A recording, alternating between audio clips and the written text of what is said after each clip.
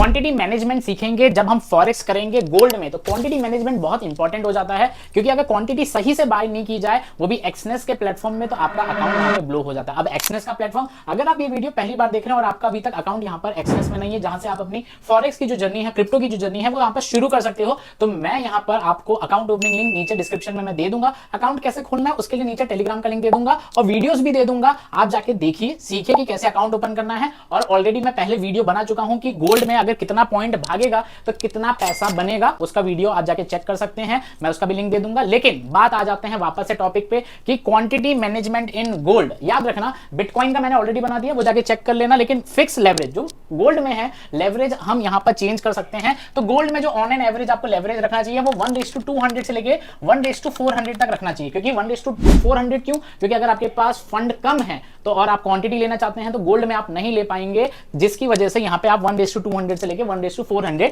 मैं ideally prefer करूंगा leverage जो है 1:200 आपका होना चाहिए। अब बात कर लेते हैं कि दिक्कत कहां आती है। क्वांटिटी लिया, जरा सा नीचे आया, अकाउंट ब्लो हो गया। तो अगर आपके पास फंड कितना है, आईएनआर की बात कर रहे हैं, अगर आपके पास फंड है 5000 मतलब ऑलमोस्ट $55 के आसपास हो जाता है, तो उसमें आपको जो क्वांटिटी है, लेवरेज का यहां पे ध्यान रखना, अगर लेवरेज कम है तो क्वांटिटी नहीं उठा पाओगे कम पैसे में। तो 5000 में तो आपको जो क्वांटिटी उठानी है वो मैक्सिमम 0.05 उठानी है।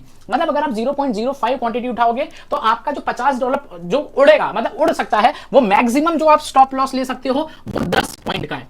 10 पॉइंट। अब बोलोगे सर ये 10 पॉइंट क्या होता है? तो लेट सपोज अगर गोल्ड चल रहा है 2458 पे, तो अगर गोल्ड वहां पर 2448 के नीचे आया, तो ये 10 पॉइंट नीचे आना इतना आसान नहीं है, लेकिन अगर आता है तो आपका वहां पर क्या है, जो अकाउंट है ये पर्टिकुलर ये वाला, वो पूरा का पूरा वाइप आउट वहां पर हो सकता है। तो इस चीज को कहते हैं 10 पॉइंट। तो आप क्या कर सकते हो, क्वांटिटी कम ले सकते हो, लेकिन अगर आपके पास इतना फंड है और इतनी क्वांटिटी उठाई तो 10 पॉइंट नीचे आपका अकाउंट जीरो हो सकता है, नहीं तो आपको अकाउंट में फंड ऐड करने पड़ सकते हैं। क्योंकि एक्सनेस के प्लेटफॉर्म जो मैं यूज करता हूं, जिसका अकाउंट ओपनिंग लिंक मैंने दे रखा है, तो उसमें क्या होता है, आप बाय करके होल्ड रख सकते हैं, बस आपको क्वांटिटी मैनेजमेंट का ध्यान रखना पड़ता है। अगर आपके पास 10,000 आईएनआर है, जिसका मतलब क्या होता है, $110 होता है, तो अगर आप उसमें 0.1 क्वांटिटी उठाते हैं तो आपका अगेन आपका जो स्टॉप लॉस रहेगा वो 10 पॉइंट के आसपास रहेगा। आप 1-2 पॉइंट का भी स्टॉप लॉस ले सकते हैं, वो आपका एनालिसिस रहेगा। अगर आपको मेरा एनालिसिस चाहिए तो जस्ट आप टेलीग्राम का लिंक, अगर आपका अकाउंट हमारे लिंक से ओपन है तो आपको डायरेक्ट फ्री ऑफ कॉस्ट वहां पे लाइफ टाइम 5 स्ट्रेटेजी के साथ आप हमारे